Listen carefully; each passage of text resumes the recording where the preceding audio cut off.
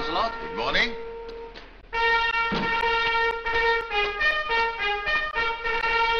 Morning, gentlemen. Good morning, sir. Now, you just lie still, old fellow. I've just got to discuss your case with these young doctors here. Take his pajamas off, sister. You, examine his abdomen. Take that grubby fist away. The first rule of diagnosis, gentlemen, eyes first and most, hands next and least, and tongue not at all. Look! Have you looked? Yes, sir. See anything? No, sir. Very good, carry on. Gently, man, gently, you're not making bread. Don't forget to be a successful surgeon. You need the eye of a hawk, the heart of a lion, and the hands of a lady. You found it? Yes, sir. Well, what is it? A lump. Well, what do you make of it? Is it kidney? Is it spleen? Is it liver? Is it dangerous? Don't worry, my good man. You won't understand our medical talk. When we've cut through the skin, what's the first substance we shall find? Subcutaneous fat, sir. Quite right. And then we come across the surgeon's worst enemy, which is what? Speak up, man! Blood, you numbskull! You cut a patient, he bleeds until the processes of nature form a clot and stop it. This interval is known scientifically as the bleeding time. You, what's the bleeding time? 10 past 10, sir. I'd like to tell you why I did not become a lawyer. When I matriculated, my father asked me what I wanted to do. And I reminded him that I'd always wanted to be a doctor. He apologized and said that he couldn't afford it at the time. But why didn't I try law? Because my brother was already a qualified lawyer, and it would make life a lot easier. I was put into front office as a receptionist and licking stamps. A day or two later, a young man walked in and told me that he'd stolen a motorbike and the police had arrested him and he had to appear in court. I rubbed my hands and thought, here's our first cash customer, and I took him through to my brother. The young man told him a story that he stole the bike and he rode about 50, 60 miles away to another town, and the police caught up with him. And my brother said, well, the first thing is you do not say that you stole the bike. You borrowed the bike and that you were going to give it back, but the police caught up with you beforehand. When he left, I went through to my brother and I said, how can you put words into his mouth? The man says he stole the bike, the police caught him, and you tell him to say he borrowed the bike.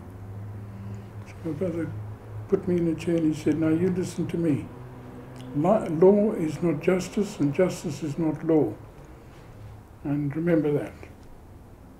I went back to my little office and I thought about this for quite a long time, and I put on my jacket and I walked out and I said, this is not for me, and that was the end of my legal training.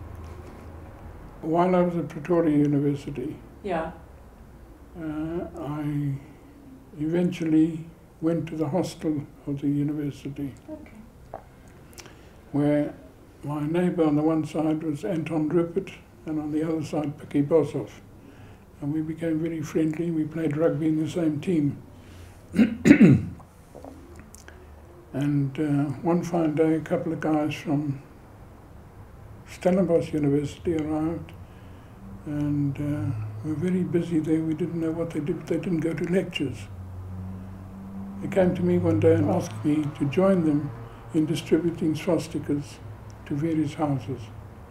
Swastikas or? Swastikas, flags. Flags. And stick them onto the gates or the doors.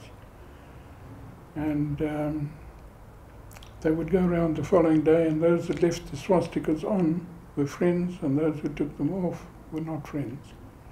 So I said, do you know who you're talking to? I'm Jewish, how can I go and do things like that? I said, it's impossible. You speak such good Afrikaans, you can't be Jewish. However, they gave me a hard time. Used to come and pull me out of bed at 2 o'clock in the morning, put me under the cold shower. And both my friends, Picky Boshoff and Anton, Picky Boshoff used to carry a little pistol in his pocket. As a student, he carried a pistol? As a student. And he threatened these guys that if they did anything further to Rudolph, there'll be trouble. And they left me alone. Unfortunately, within a week or 10 days, they disappeared from sight. They went back to Stellenbosch. We never saw or heard from them again.